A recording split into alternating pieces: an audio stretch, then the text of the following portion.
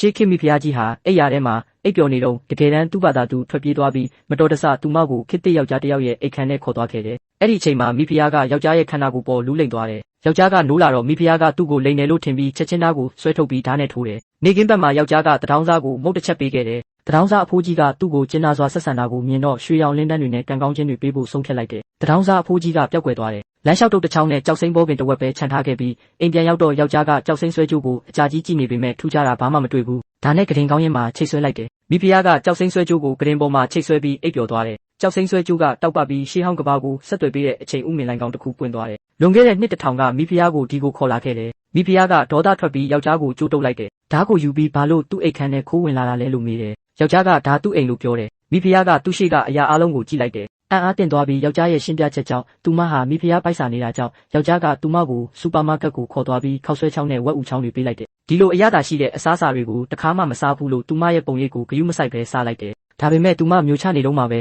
အိမ်ဖော်မင်းကလေးရဲ့အော်တန်ထွက်လာတာကြောင့်အိတ်ခမ်းထဲအထိပြေးသွားကြတယ်။အိမ်ဖော်မင်းကလေးကမြင်ကွင်းကိုမြင်သွားတယ်